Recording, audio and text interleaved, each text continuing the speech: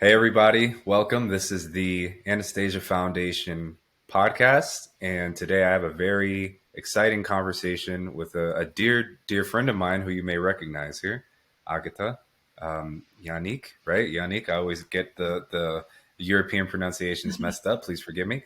But Agata is European Community Development with the Anastasia Foundation, also a dear friend, does so much for the community, and we were having a conversation, I think, a couple weeks ago, Agatha, and we were talking about the spiritual path and just the different spiritual paths and all these different thoughts about it. And we've both been on our own paths for a long time, and we have had a lot of experiences and thoughts. And I know myself that I've thought about how my spiritual path has a lot of overlap with Anastasia's thinking and the Ringing Cedars ideology. And then there's some places where the traditional spiritual paths of the world kind of depart from that. And so it's a really interesting thing to think about and to share, because I know a lot of people think about these things. A lot of people are maybe confused about these things. I know I was for a while. I had a lot of like inner reconciliation that I had to do about these ideas because I saw a lot of conflict and I couldn't see where they all met. And I know that you have had thoughts like this too, and you have also been on your path for a long time and have a lot to share. So I'm glad that we had the idea to do this. So that's what we'll be talking about today, everyone. And just to preface this, this is not telling anyone what to think or what to believe, how to live. These are reflections shared from years of thinking by two friends who think that what we have to share might be valuable to you. So if any of this is valuable, then it's served its purpose. Otherwise, just discard it. If you disagree, throw it to the side. You don't have to agree. You don't need to try to convince me or Agata to think differently either. But just, we can live and let live and agree to disagree, right? And so with that being said, I'm really excited to get into this conversation. And I wanted to start from a place I think that we could generally just have as a foundation, which if you're looking at all the different, let's say, religions or spiritual paths of the world, the essence and the goal of all those things is the same, right? I think we could agree that the goal of all religion, or let's say these teachings and things, is unity with God, right? Essentially, you would say self-realization, realizing yourself as a part of God, this whole idea, right? I think we can kind of begin from there. But actually, hold up, let me not get too far into it. Agatha, maybe you can share some of your thoughts about these things, and we can start the conversation in a little more of an organic way. So welcome, by the way. I didn't even say welcome. Thank you for being here.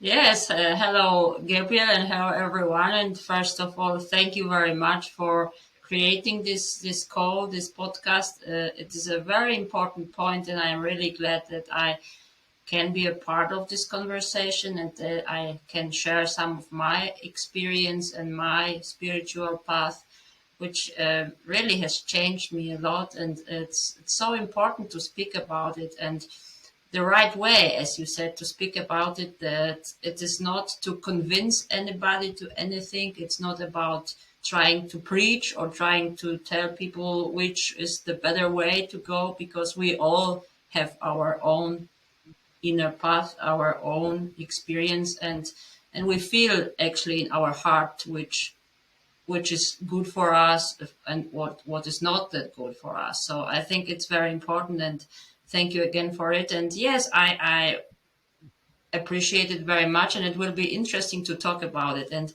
of course, I can share some of my experience or my spiritual path and how it has changed me and everything. The people I've met, guru or teacher, however you want to call them, because it is also important to see and to understand what do you mean by a guru, because there are people who say, Definitely. okay, guru, it's somebody you have to worship, you have to follow blindly and so on, and this is not how I see it. But as I said, we can Mm. continue, and if you have questions we can Maybe let's just start there. talk about it. That's a great point.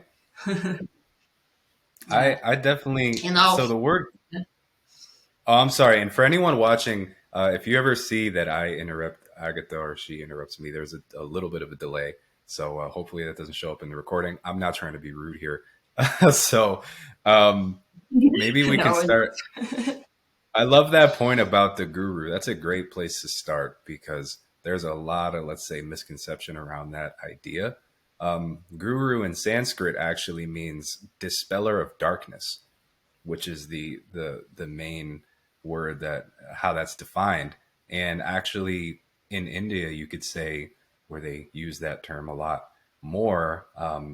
The word for disciple is chela, which doesn't necessarily translate to student, but it translates to child, and it means that the guru views you as his son or daughter, but it's this very deep, intimate bond that is not one of like a master and an obedient slave. It's one of divine friendship and caring, and someone who's actually has your best interests in mind and is trying to like lift you up to where they are, because when you have God within yourself, you just want to share it with everyone, like Anastasia, right? That's what she's trying to do. And um, the interesting thing is, like, speaking of spiritual fathers and children and all these things, is there's a whole story about this in book two of Father 𝚑𝚒𝚒, Vladimir's spiritual father, as Anastasia calls him. And she basically say, I want to read a little quote. I took a quote from book two. She says, back in the Vladimir says, back in the taiga, in response to my question as to whether there were any people in our world with knowledge and abilities similar to Anastasia's, only living closer to home, Anastasia had replied, there are people in various corners of the earth whose lifestyle is not caught up in the prevailing technocracy. They all have different abilities. But in your world, there is also one person who you'll find it easier to approach, whether it be in the winter or the summer. The power of his spirit is very great. And she says, he is your father.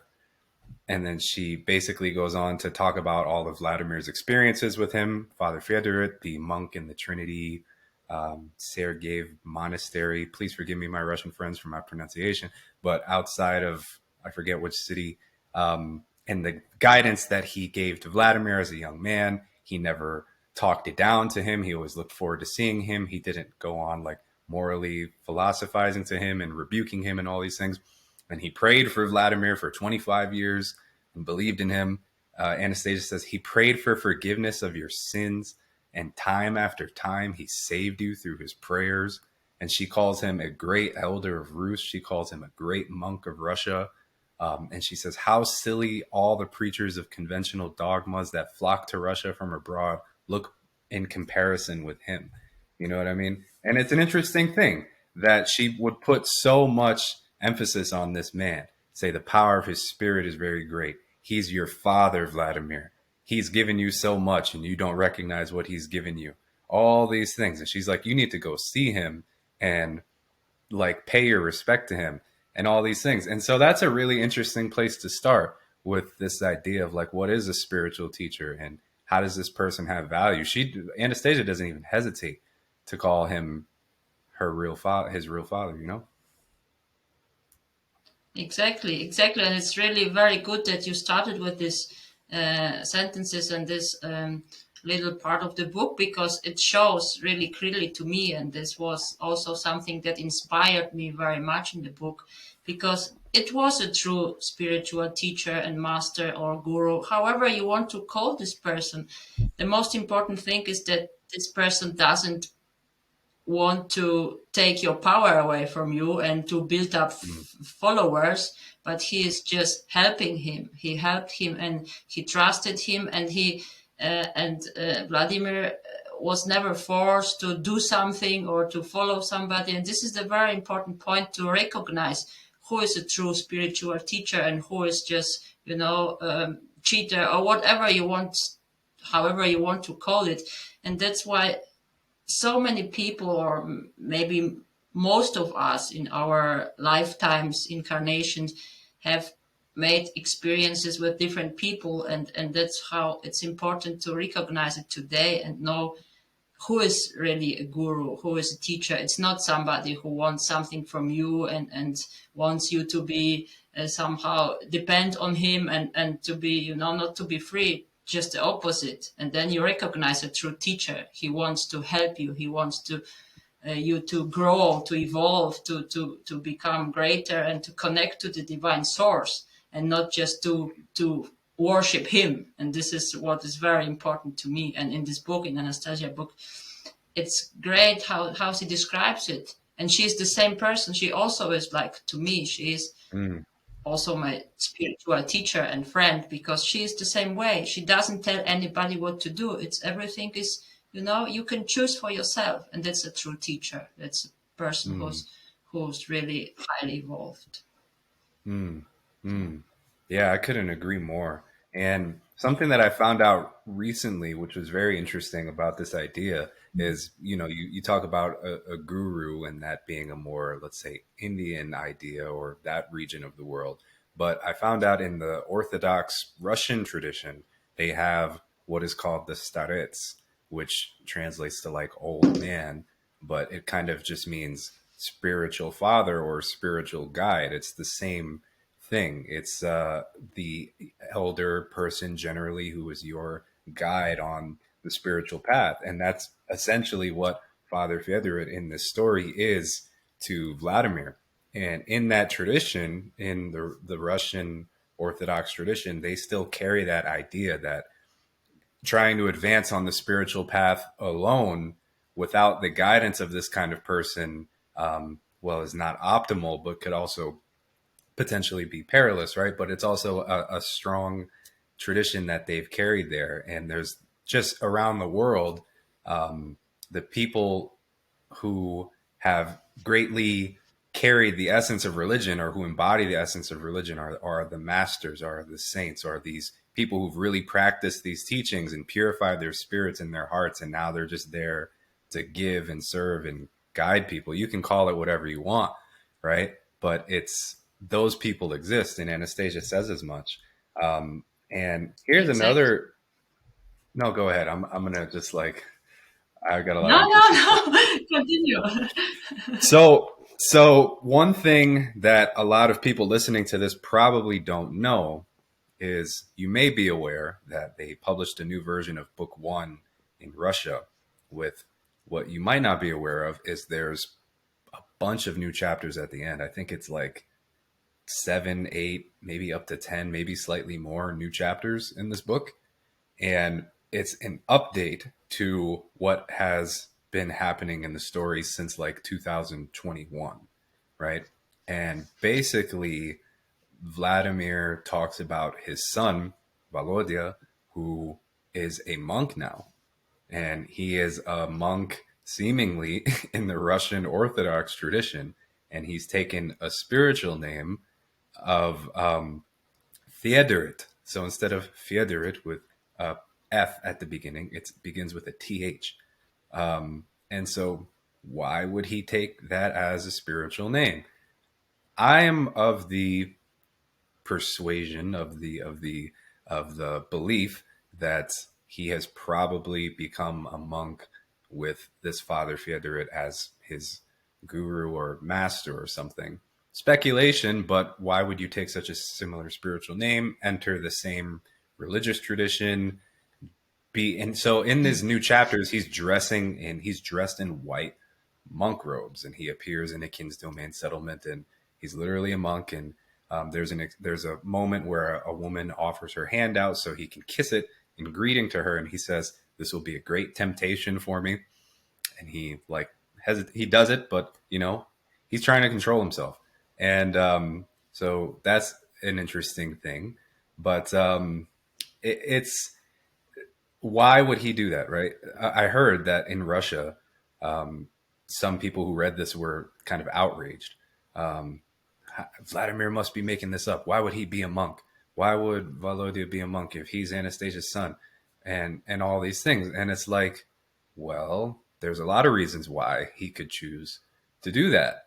And it might be very beneficial for him, right? And trying to keep his spiritual purity, as he says, this will be a great temptation for me when he kisses the woman's hand, and trying to retain his abilities and learn from someone who even Anastasia considers great, right? There's value in all these things. Exactly. And it's so interesting that you mentioned this example, because I remember in one of our European calls, community calls, I also mentioned it and said, okay, Anastasia's son is a monk now. And there were people who were almost upset in the call and said, Yeah, wow, it's how is it possible? And people get somehow triggered with it, something that yeah. there is some button that's being pushed by people. And I thought in the call, I said to people, well, it's ask yourself, why do you react like this? What is it inside of you that lets you react like this, that you get aggressive, or you upset, or you don't like it that he might do it? Yeah, you don't want to believe it. What's wrong in that? And people said, Mm, it's not good, because uh, he must be much more evolved than a monk. And said, no, that's not true. And we don't know, mhm, there could be many reasons why he chose this path. And I believe, and I'm sure, and I agree with you totally, because I feel it in my heart, that it's true. He is a monk now, and it has a reason, and it's not a coincidence why it is mentioned in the books, and why it came later. Because of course it is important to realize that spiritual path is very, very important for people who really want to evolve and grow.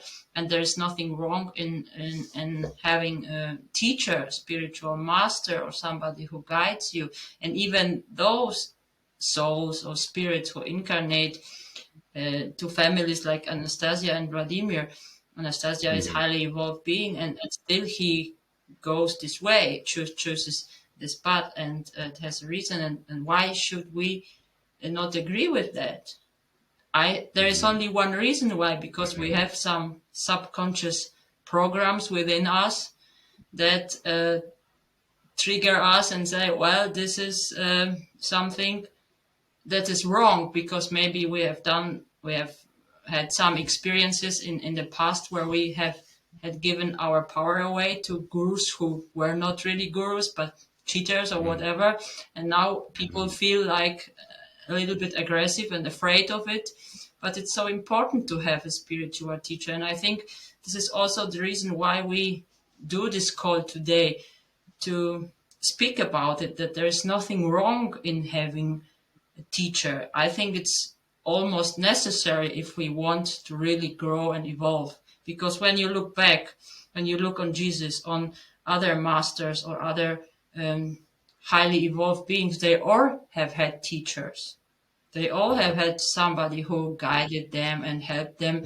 So it's normal, because we need the knowledge. We need the knowledge that only such a being can give us. We don't get this knowledge in school. We don't get this knowledge anywhere. So it is quite important. And I can say from my own experience how important it is to me to have a spiritual teacher, not somebody who I worship, who I whatever try to copy, but to somebody whom I can trust and who helps me to grow. And I'm really grateful mm, for it. And I think it's a great, great gift to have a teacher.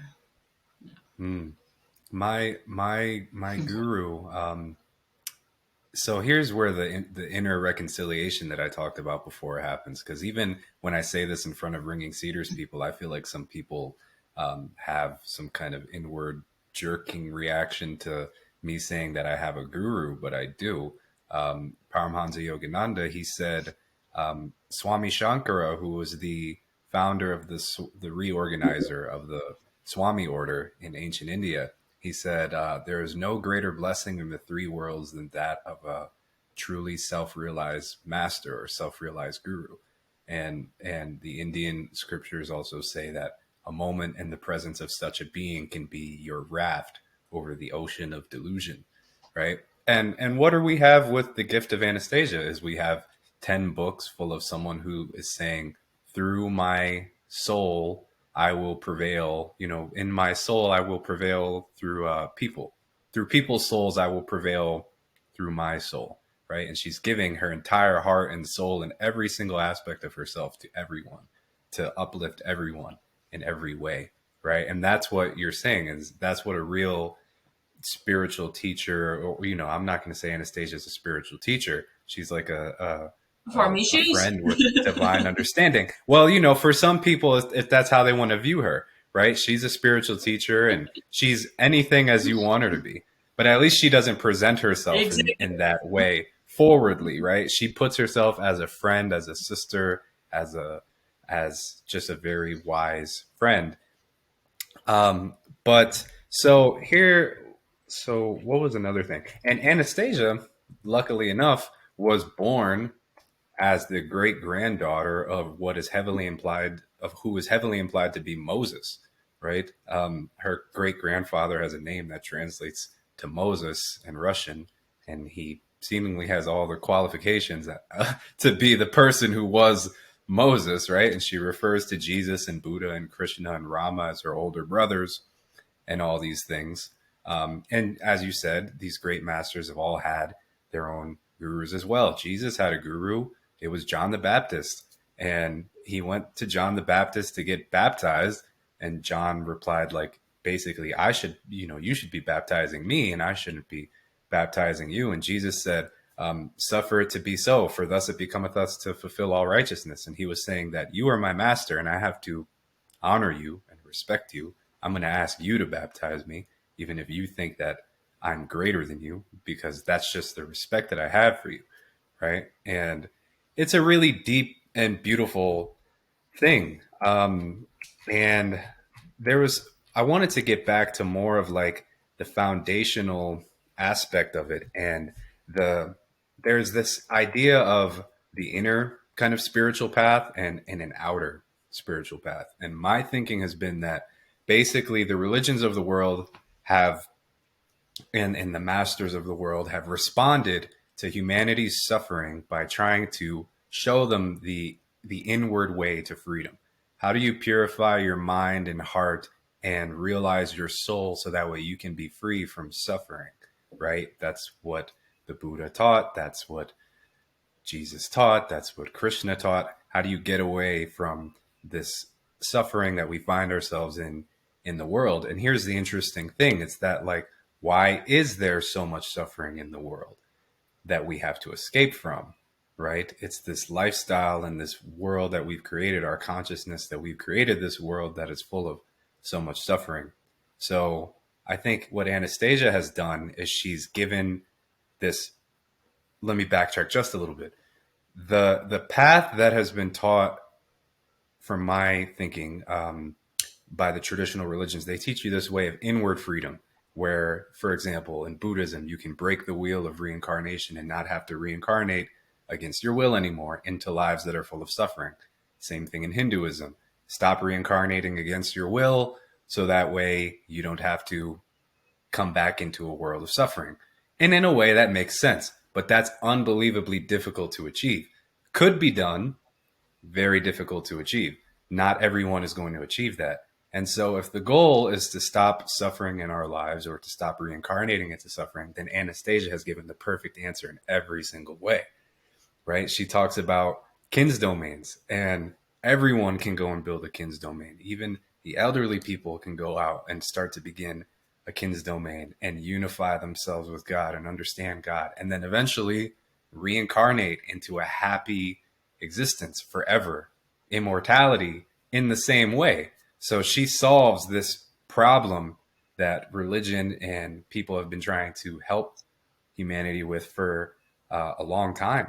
And when I kind of put that thought together in my head, it blew my mind, because I was like, wow, she really has given the easiest, most accessible, yet at the same time highly exalted um, path, you would say, to humanity that we've ever seen and experienced. And there's a lot of intersections and overlaps here. But I just wanted to put that idea out there. I want to see what you think, Agata.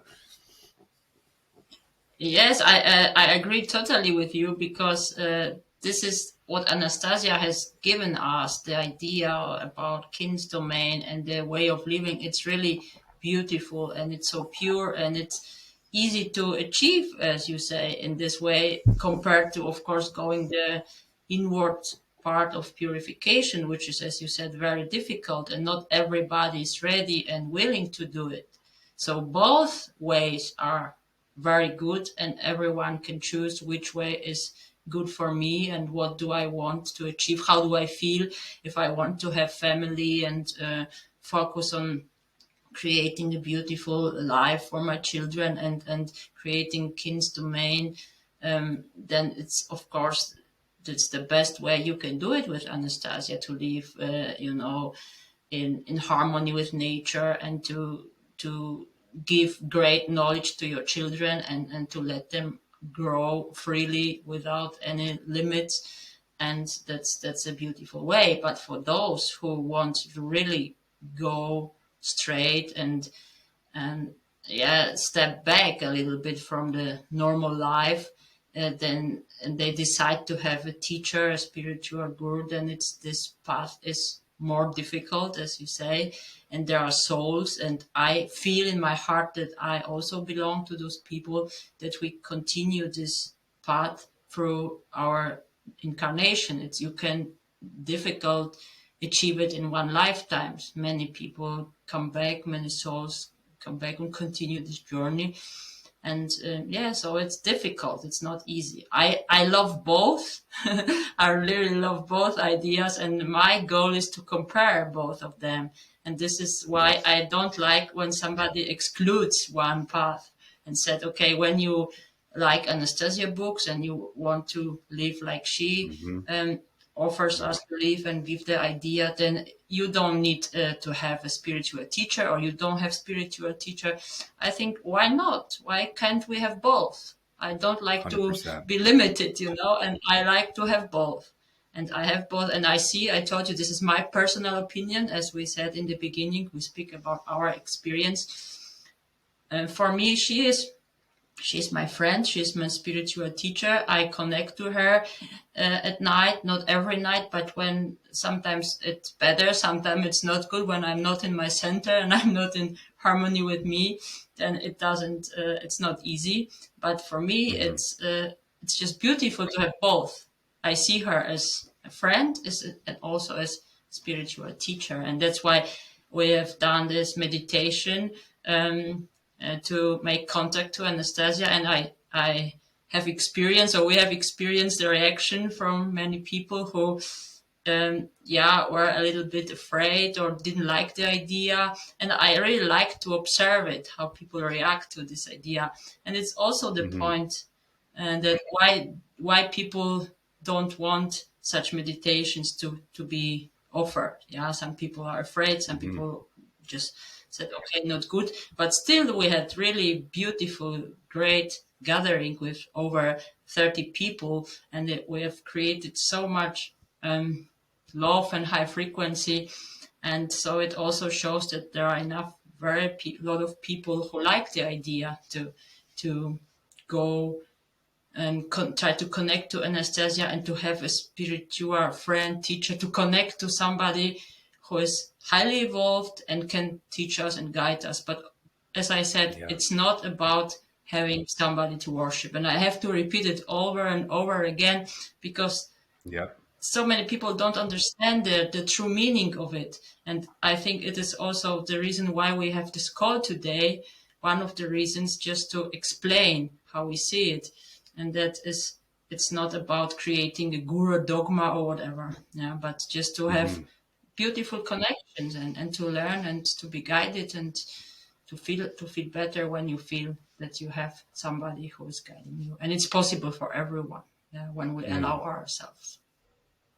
Wow, that's so Yeah. well said, Agatha. And it's like I couldn't agree more with everything that you said. And you know, this idea of having a spiritual teacher, a true spiritual teacher, like you said, or guide, is someone who is at a level of, let's say, consciousness that you would want to be at, and they have gone through your suffering. They have experienced it at some point in another life. They know the struggles of humanity. My guru Yogananda wrote a poem called God's Boatman, and he said, I would come back 1 trillion times if needed. I would crawl over like miles of broken glass and struggle through all these things if I knew that one stray brother was left on the wayside. You know what I mean? And what kind of a heart of compassion does it take to say something like that, to dedicate your life to doing something like that? I will come back 1 trillion times to this world if there's one of my brothers who's left struggling, right? And that is a true, that is the consciousness that a real spiritual teacher and guide comes to us in. It's as a friend, it's somebody who wants to see us succeed. And, even Anastasia, and I believe in book 3, she says, my thoughts are there in the ether and in space for everyone to communicate with. Anyone, she invites that. But in book 5, there's this whole section about she does not want to be worshipped. And throughout the entire series, she talks about she is man. Vladimir, don't elevate me above you. I am man. I have different abilities and things. I'm expressing different abilities and things than you, but all of this is within you. And she says, I'm trying to wake up these abilities within everyone. That's why she shares so freely and so openly. And, you hit on a point that touches on the inner conflict that I talked about I had with myself, where some people read the Ringing Cedars books and they think all of my spiritual practices or all of these spiritual practices are meaningless now and I have to get rid of them. I've talked to several people like that, where they think, for example, Anastasia doesn't say you have to meditate. She doesn't talk about meditating. She actually does, but she doesn't say that it's like a required thing. And some people think that it's like useless, right? And, or all these other ideas. And I struggled with that for a long time because I was looking at what I had learned from my own spiritual path and what I had experienced in the Ringing Cedars. And I had a lot of conflict between these two things. And it took me a while to get to a place where I see that they don't exclude each other and they just complement each other if that's what a person like chooses to do. The one thing that I completely disagree with in every way from the spiritual teachings of the past is the fact that is this idea that paradise will be attained in another world. Anastasia talks about it in book 7, that it's the foundational lie that the priest told, that heaven is somewhere else. Heaven is not on the earth, right? But my reasoning is like, why would God create the entire universe, create the world, the beautiful garden, all the plants and the water and all this stuff and the stars, and then create Adam and Eve just to be like, now you have to get out of here. Now it's time to like, this is the school, it's temporary and you got to go. I don't know. It just seems a little pointless to me. And so, yeah, I know I just said a lot there. Maybe I'll let you share your thoughts. Well, I think it's a great conversation because it's so natural and we haven't prepared for it. We're just talking to each other and it's so beautiful, but it's so authentic. And Yeah, I agree totally with you that, well, when you think you have to wait for something and you have to struggle to achieve something to see heaven or to be in the paradise, it's just created by people who want to have power over you, to control you, to be your slaves. And we all know from the books and from history, those of you who do research, where it is coming from. And what was the motivation of creating religions or religion dogmas, and to enslave people. And this is why also I say it, and I will repeat it in Germany here where I live. Anastasia books are really, there are a lot of people who don't like the yeah, books and say they are just conservative and right and all this negative stuff. I don't want to speak too much about it, but it's sure. also for a reason why we have to just read the books and realize for ourselves and not listen to others who try to discredit something such beautiful and also our soul and our inner power. It's everything about taking power away from people, and that has been, yeah, we have experienced it for eons, and now it's the same, and it's time to change our thinking, and it's time to realize that we can have paradise here on earth. And Anastasia, Mm. like also a few other true teachers, told about it and spoke about it, and Jesus too. Yeah, the kingdom of heaven is within you. Yeah, not without Hmm. you. You don't have to Hmm. look for God out there. It's already within you. What I have done, you Hmm. can do greater. So everyone has the Hmm. power within, but we just don't believe in ourselves. By why don't we believe in ourselves? Because we have been, yeah, programmed. We have got all this knowledge from, yeah, forces and people who don't want us to be powerful. Yeah. Mm. I Yeah, think, Gabriel, we could do another talk to other topics. Yeah. sure. But now we start. I Sorry. mean, we probably We start. should because it's so interesting, and I'm enjoying this so much. I know we have to go relatively soon, but I'm like, wow, I'm looking forward to the next one. No, it's okay. But There's so much to say. and it's true. It's such a powerful point, and I just want to continue off of what you said. That like, what's so amazing about all the things that Anastasia shared in her consciousness and her words is that I think Vladimir says somewhere in the series that she believes that man is the supreme creation, right? Man is perfect, the divine child of God with all these infinite possibilities. And she's affirming this all the time. And she's just affirming and just drilling it into people's minds that we are man. The thought of man is the most powerful force in the universe. Man is the only one who exists on the three planes of beings with his material body, and that makes him superior and more powerful. And God has given everything to man and all of our divine potential. She talks about the story of Adam and Eve from a first person perspective. And she says, "You were Adam. Do you remember the flower on the first day that you saw, the little blue flower?"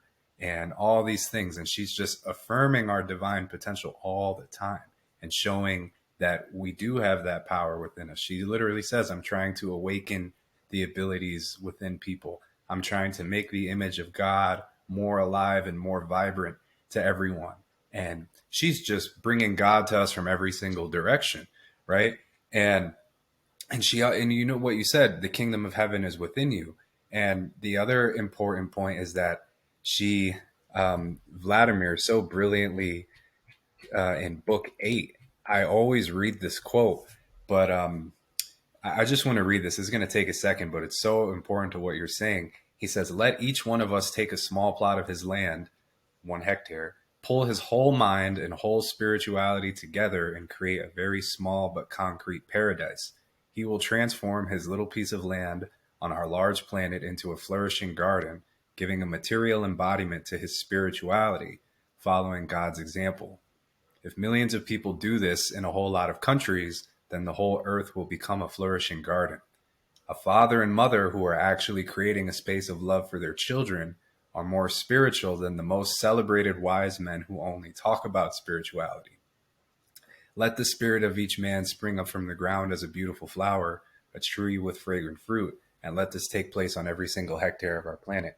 And it's an incredible perspective or philosophy that our spirituality can be manifested outwardly into our material world. I think that that's the huge piece that was missing from, let's say, teachings of the past, right? Anastasia gives a whole culture and a lifestyle and a way of living in addition to the, let's say, the most, in my opinion, the most exalted practical spiritual philosophy that's ever been put forth. It's all together. There's a culture, there's a way of living, there's this outward emphasis on manifesting something outside of you and not just talking about it. Because what is spirituality if we don't change our life and we're still, not contributing to the purification and regeneration of the world? What are we doing?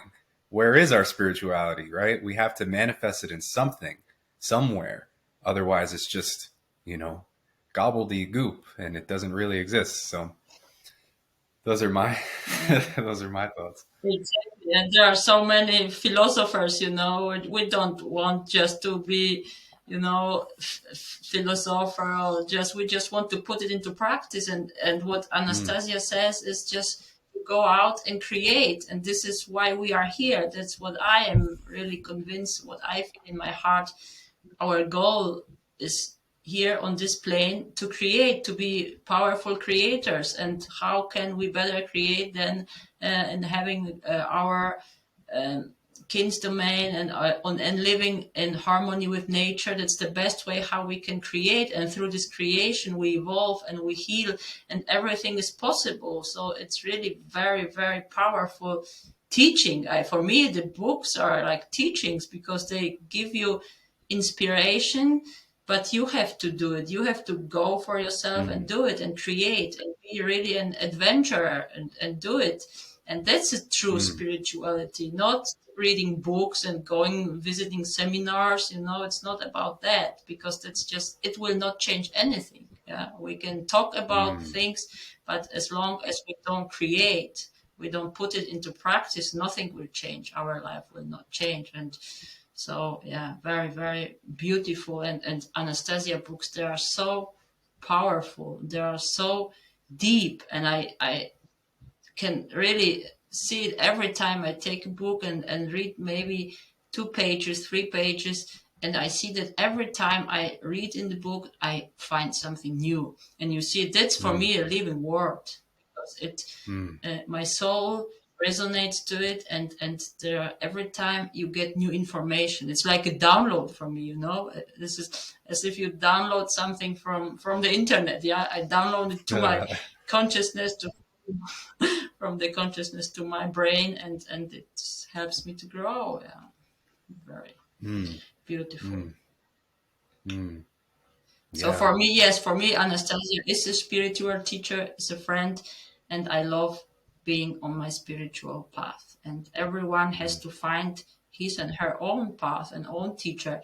And I know when we are ready, then when the student is ready, teacher appears. And it's really true. This is how it has happened in my life and life so many people I know. So I think, yeah, we cannot look for a teacher and trying to find. Just open your heart and just give the intention, and teacher will appear. yeah. In the autobiography of a yogi, there's a story where Yogananda, who's the author of the book, is trying to basically run away to the Himalayan mountains in order to just meditate there and meet some saints and all these things. And he meets a yogi along the way who's a disciple of um, a master who was also in Yogananda's life. And he says, the Himalayas has no monopoly on saints, and saints and masters aren't um, impelled by cosmic law to limit their residence to only a couple places. He says when the person is willing to go to the ends of the earth to find God and to find the truth, then your teacher will appear nearby, right? And whether that's nearby nowadays, you have the internet and you have all these books and all these things, and you can experience something that way, or literally you'll find someone who comes to you. And I have a story, an incredibly, maybe the most powerful story of my life. And I just want to share a little bit of it briefly. We talked about this, Agata. You probably know where I'm going with this, but it's a really powerful story nonetheless that can talk about some of what Anastasia has talked about. There are people who have abilities in the world who don't live in the technocracy and have retained a lot of this consciousness, like Father Fyodorit. And basically, in 2016, I had already read the books a couple of years previously in 2014 and was really deeply on my path of just, purifying myself, finding God within myself, and just becoming the best version of myself that I could be. And I was studying with a 20th generation Chinese medicine doctor Dr. Ming Wu, who is basically my spiritual father, you would say, took me and just gave me everything. Um, and one day I was at his healing center in Connecticut, where I used to live, and basically there was a man who had visited, who was coming from Taiwan, And the moment I saw this guy come out of the car, I was overwhelmed. Like his spiritual presence was unbelievable. It was just like a like a sun had come down onto the earth in this little parking lot and was just radiating like this spiritual glory like I'd never experienced. And my mind was like, this man is a saint. He's a true saint. I have never seen anything like this before. He's the purest being that I've ever seen. It was unbelievable. It felt like if I walked over to his body and pushed him, that he weighed like the weight of a feather and he would just go flying, as if like he almost wasn't even there. I could just feel it from like 40 feet away. I felt this feeling. And I was just overwhelmed. And so he's this Buddhist master from Taiwan, and we go back into the healing center and we sit down, and he sits across from me, and I find out his name is Liao. They call him Master Liao, and I'm sitting across from him, and he's smiling at me like this beautiful Buddha, just gazing into my eyes.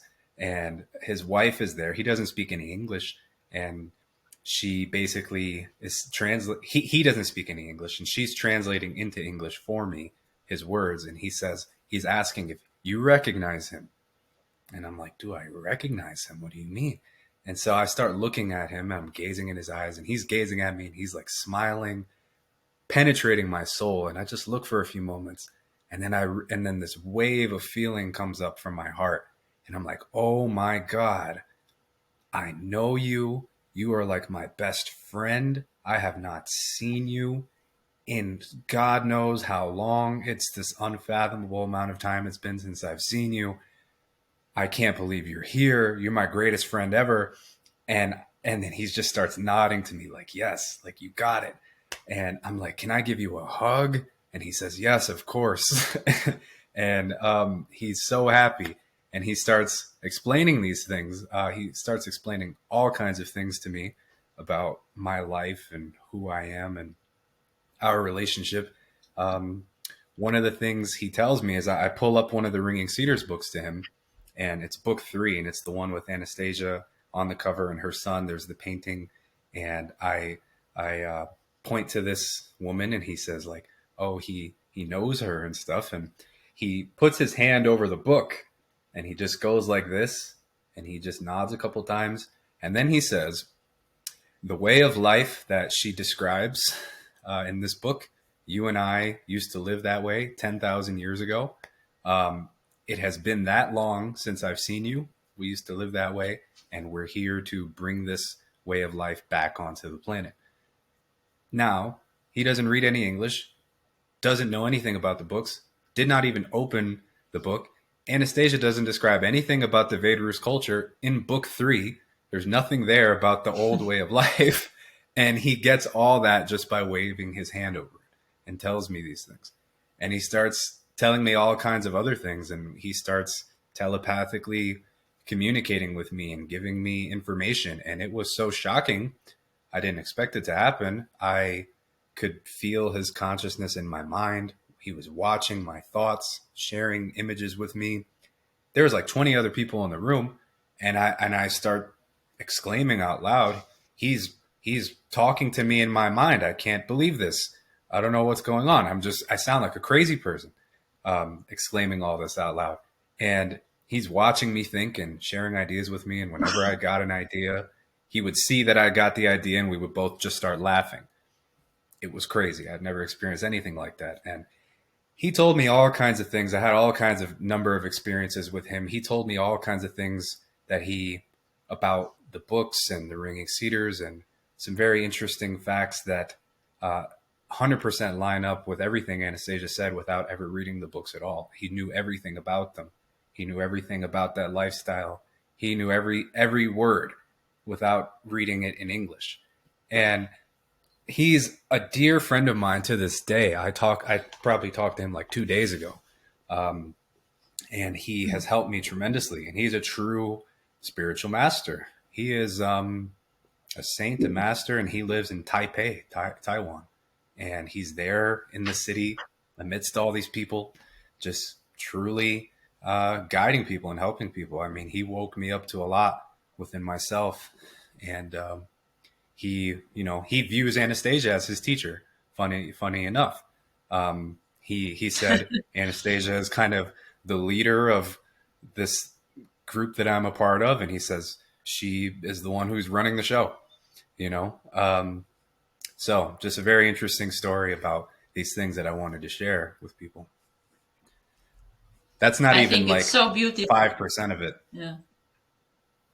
I think it's so beautiful, and thank you very much for sharing this story, Gabriel, because it's so touching and so beautiful and inspiring, and it shows exactly you have just described who is a true spiritual master and how they really are. They are humble, they Mm, are loving, they are gentle. They don't overshadow you. They don't want you to look up to them. They say, "We are friends, we know yeah. each other," and he has all these beautiful skills and power, but actually he mirrors it to you or to us, and you now to the community, that we all have it within us, and he's just an inspiration, and this is why what it's all about. And for me it was so beautiful that you just spoke about it, because it shows that we all have this power within us. We are all worthy to be like him, and it's the path to go there, to be like him. And actually we just have to remember it. There's nothing that we have to learn. We just have to remember who we really are. And those beings help us, those evolved um, men and women, they help us to recognize who we really are. And this is a true teacher. And this is who we mean truly by guru, by master, by guide.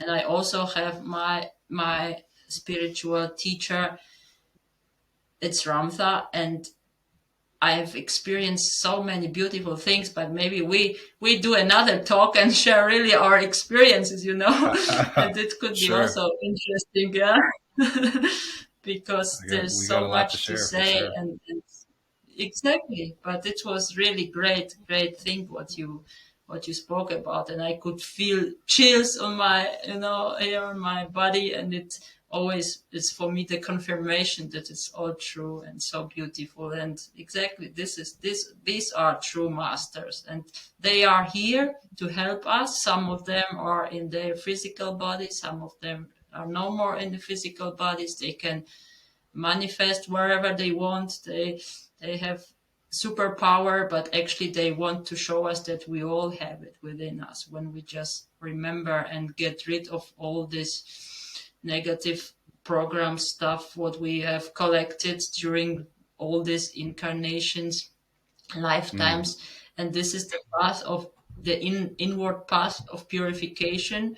Or another way, just to live like Anastasia tells us, or describes. It's all possible, but actually for me, this is my feeling, hmm the goal is to become like them. They are here to show us who we really are. That's I love mm, it. I love it. And when I think about Anastasia and connect with her, so often feel that she just telepathically tells me, you are the same as me. You just have to remember who you really are. And I think many mm, people have experienced similar things, similar, yeah, experiences. mm, mm. You know, and to that point of like they're humble and they're just like us and they just want our happiness.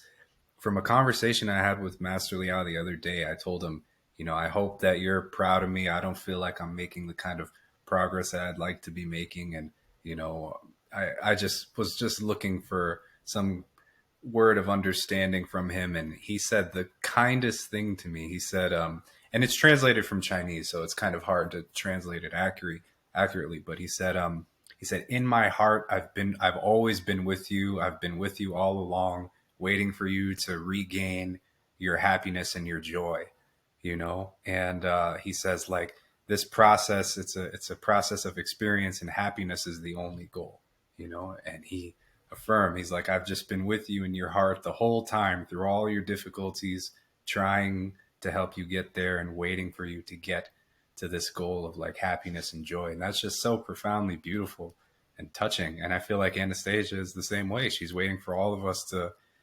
with us to come back to this divine joy that is our inherent birthright, right? That she's trying to remind us all about and trying to wake us all up to. And oh, it's just a beautiful thing. And there was one thought, Agata, that I wanted to share. I think I shared this with you too on our last call where we were just talking. But one interesting overlap I found between the Ringing Cedars content and, let's say, yoga, the philosophy of yoga, like meditation, is in book 4. Very interestingly, Adam is talking to God, and Adam says, "Father, it feels good to me when you speak, and when you are with me, everything is with me. If I should find myself at the other end of the universe, if doubts or crude obscurities should intrude upon my soul, tell me, how might I search you out?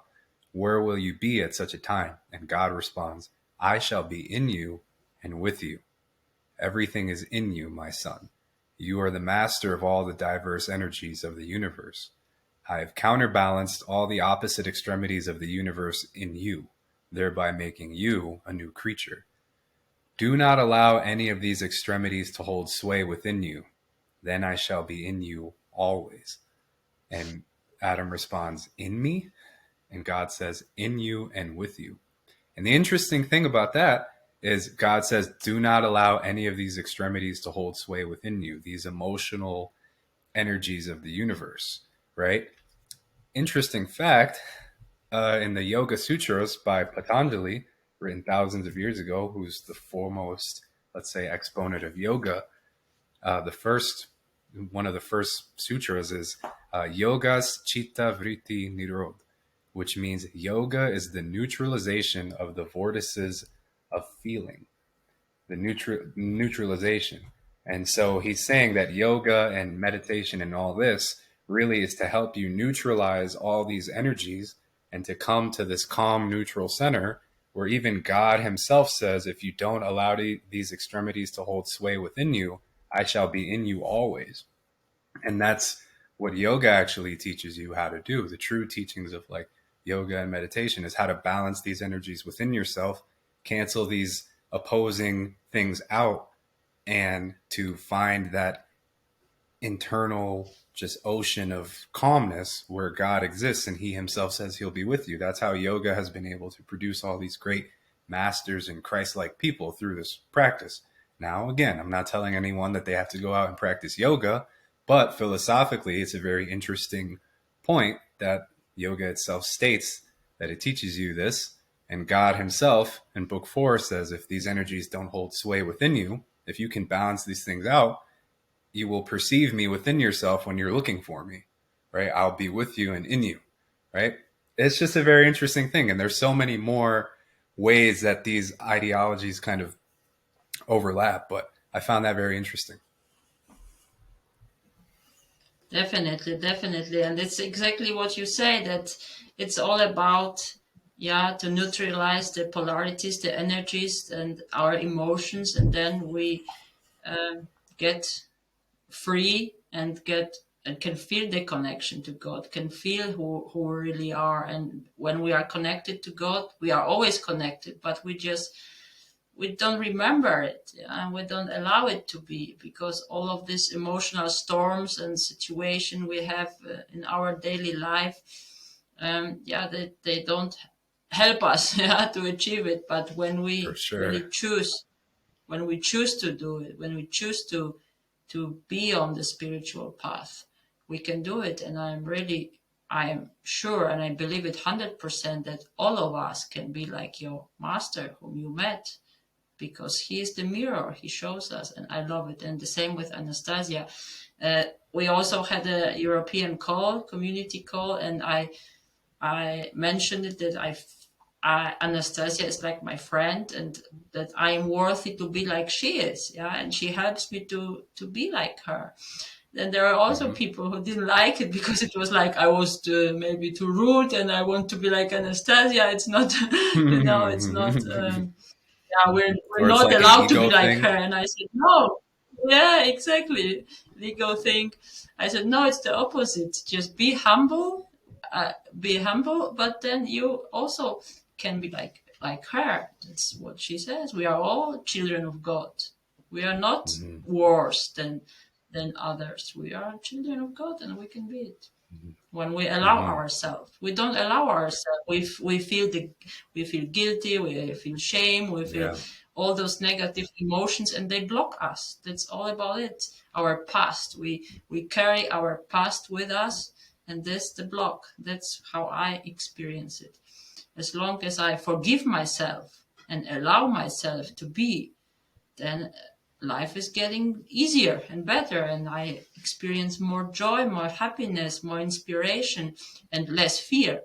Mm. I observed that, yeah, since I started my spiritual path, really the inward path, then I feel that I'm really getting rid of all the fears. We all have fear, and fear is very low energy and it blocks us. But I Mm. observe that the more I meditate and focus and concentrate on it, that it helps a lot. So why not to do it? Why should we Mm. not have a spiritual teacher? Why should we not have both? Yeah. I love Right. both, and I want to have both. And Right. I'm And worthy. there I'm worthy. I'm worthy. you are. And my guru Yogananda says if you take a bar of gold and you cover it with mud, in the center, it's still a bar of gold. And that's what our soul is. Through all these different delusions and misperceptions and all these things, we don't see the true glory of our spirit. We are part of the eternal divine light of God. We are floating on the ocean of his spirit. We're made in his image. We're his children. It's incredible. Who we actually are is unbelievable, right? The beauty of our being. It's incredible. And it's like no one can say that you can't actualize that like Anastasia has or Jesus has or the other masters have or these other beautiful beings. Like there is no monopoly on these things. There is only she can be this way and I can't be this way. It's like, what is our ultimate destiny? If she's embodying this now, we're all heading in that direction anyway, right? Some way or another, we're going to have to get there. Why not try to make it now? Why not try to put some effort in, and so what was I going to say? I had something interesting to say about this. I'm kind of forgetting right now. What were we just talking about? Yeah, I'm completely lost. All right, that happens sometimes. It'll come No back. problem. But It's well, yeah, there's such tremendous value in all these things. Even in book one, Vladimir is observing Anastasia, and he says Anastasia meditates all day long, visualizing different scenarios from our past, our present, our future, and she's creating things, and she's just meditating all day. So meditation has value in balancing your inner energies. And oh, I remember what I wanted to say. You're talking about fear and shame and all these things that hold us back, and that's what it is. It's like this purification process. That's what this inward spiritual path is. It's clearing all that mud off the piece of gold, right? There's fear and shame and guilt and all these things that hold us back. And one of our mutual masters and spiritual teachers, Swami Sri Yukteswar, who is the guru of Yogananda, he brilliantly said, the vanished lives of all men are dark with many shames. Human conduct is ever unreliable until anchored in the divine. And everything in future will improve if you're making a spiritual effort now. And that's what he's saying is like, forgive yourself. The vanished lives of all men are dark with many shames. We've all been through it. All of us have things that we're ashamed of. We have things that we regret. But everything in the future will improve if you're putting an effort in now. Forget the past. It's dead. Actually, that's how he starts the quote. He says, forget the past. The vanished lives of all men are dark with many shames. But that's the thing, is that whether it's what I realized too is that Anastasia, everything she shared is a path of purification too. All she talks about is the purity of your thoughts and consciousness. She's talking about it all the time. And she's sharing these beautiful ideas that uplift you and purify your consciousness, whether you realize it or not. By the time you get through the series, you're a more purified version of yourself. your heart, you've let go some things. In your mind, you've let go some things. You are realizing things deeper. The beauty of your soul is starting to manifest to you, and the beauty of life is coming to you, right? And it is that as well. She assists really greatly with that. And then you also have this outward lifestyle too, that you are purifying the way you live and coming into more harmony, right, with nature and God and all these things. And so that's really what it is. Whatever direction you want to take it, whether you take it through yoga, you take it reading the Bible, you read the Bhagavad Gita, read the Tao, take these thoughts in, contemplate on them, leave your shames behind you, leave your fears behind you, and become more pure and calm within yourself, right? That's the way, and there's a million different ways of doing it. Yes, yes, yes. It's so beautiful what you were talking about. That Anastasia is meditating the all day long, and I also remember Vladimir said, yeah, a lot of time he spent alone because she was somewhere else meditating, working, yeah, Yeah, meditating, she's of course. working. But actually, for me, yeah, for me, it's creating. Yeah, it's she. What is she doing? She's creating, and that's the main goal and purpose of, in my opinion, of our journey here in this plane is to be creators, to learn to Mm, create consciously, not just to allow life to happen to us, but to create. But when we don't transform our negative emotions like fear, guilt, shame, all the stuff, then we will, of course, continue to create unconsciously, and the results will repeat. And that's the wheel of reincarnation, because we create over and over and over the same results, and we are not right. conscious of them. And then we are unhappy, and we wonder, why does it happen to me all the time? And through uh, spiritual practice, through meditation, and of course through we need a teacher. This is my personal opinion. We need a teacher, a guide who gives us knowledge. It's knowledge, initiation, knowledge, and experience. It's together. We need it, and from experience we gain wisdom. And then when we get wisdom, then we evolve, and we don't repeat the same experiences, and we don't repeat the same results. So for me, meditation is creation. I want to learn to be a conscious creator, conscious, powerful creator, that I am able to manifest and to create my reality as I want it to be. And it's actually all about learning it. That's what I realize more and more in my personal life, that it's all about learning how to create. And when we look at the Anastasia book, Anastasia, she's able to create how she wish, yeah, how she wanted to be. She's able to do it, and very quickly. She has given enough examples that she can do it, and that's also what I want to learn, to be like her, to learn to create. It's all about creation. Yeah. For me, it's meditation, not just sitting back or somewhere in a cave and be still. It's also a way, but I want to learn to create. That's meditation. When I meditate, I create, and Mm, I love it. And that's Anastasia is the best example of it.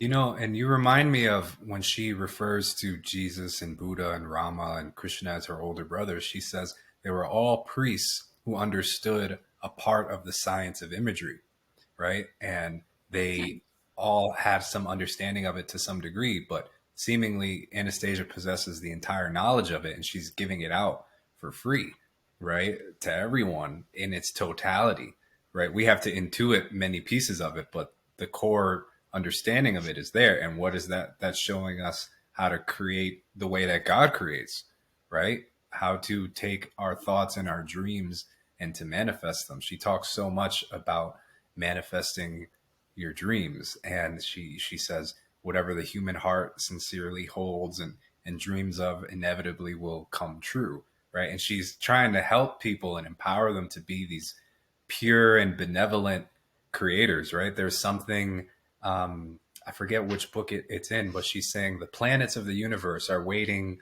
for these, when children are being born, for like a new benevolent ruler or or creator to come and to give them direction and to tell them what to do, right? To realize our power and to have the planets assist us, like, and they anticipate that the planets are waiting for that, right? And there's so much there's so much there's so much there about that, right?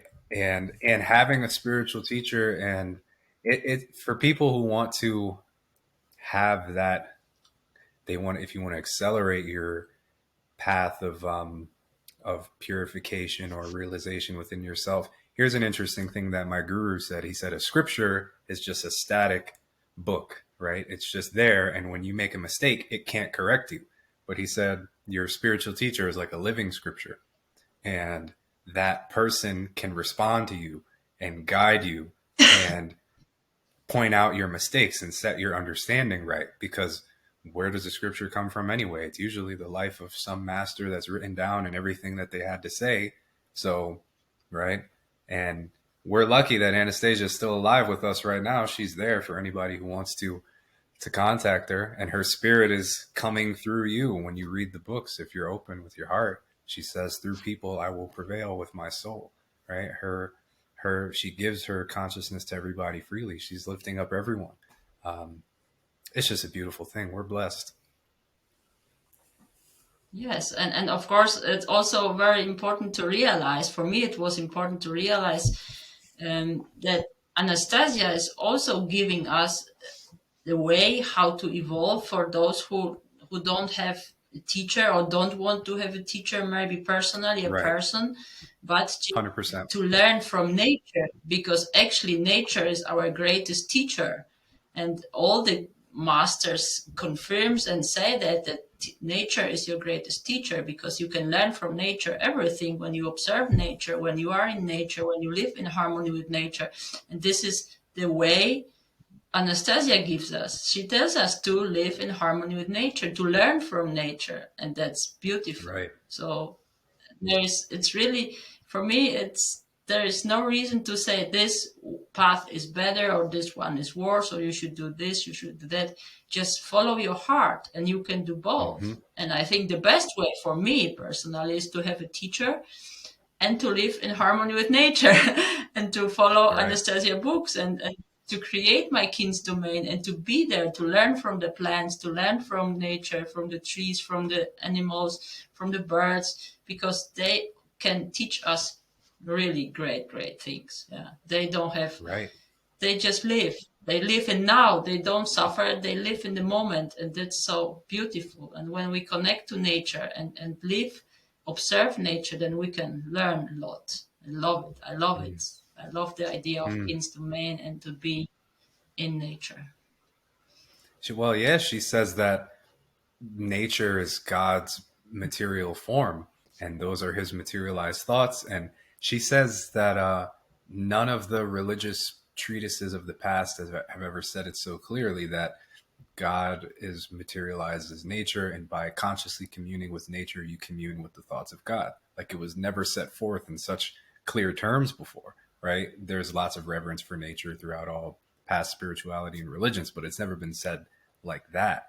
And that's something that's accessible to everyone. And so every option is accessible to us right now. You can have a teacher if you choose. You can go and create your kin's domain. You can do both. You can do all these things, and everything is there. Everything has some level of value. And now we understand what true teachings are, what true, what a real being of this kind, the spirit that they come in, and what they're trying to do for people.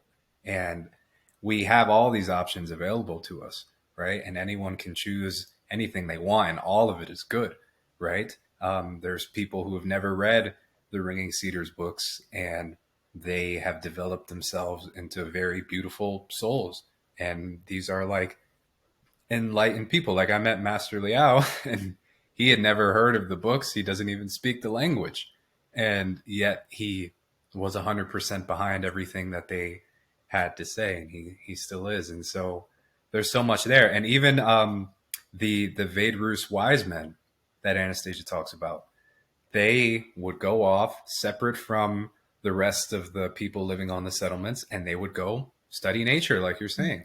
There was that one wise man who watched the stars for 93 years and developed a specific rite, spent like his whole life developing one rite that he came out to share with the people for their benefit. And that there's always been this tradition of people who go out and study the universe and study things in a deeper way, like than the people who were just living in the settlement. And all of that exists at the same time, and all of it's beautiful. It's all just different aspects of our culture and aspects of our life. There's always going to be spiritual teachers and guides. These wise men would come to the settlements and teach the children and just share everything they knew. And they had lots to give to the people, and they were doing it on behalf of the people. They were always thinking about how to benefit the people and how to give to the people and uplift them in every way, right? So it's not like someone is exalted and another person's not. It's all, we're in this together. Yeah, and there's just so much to say about that. But yeah, it's beautiful what you're saying, Agatha. I couldn't agree more. Yeah. Yeah, we have so many possibilities, and we just have to allow ourselves to be like it. And I observe, because I also work as a therapist, and I observe, and I also have observed it in myself, that it's sometimes so difficult to allow yourself to be great. Yeah, allow yourself to be great, because we are all great beings, and we are children of God. It's not only Jesus who, like the Catholic Church, taught us that. God has only one child, only one son, and who are we then? Yeah, who are we? That's a Yeah, so misinterpretation. Yeah. yeah.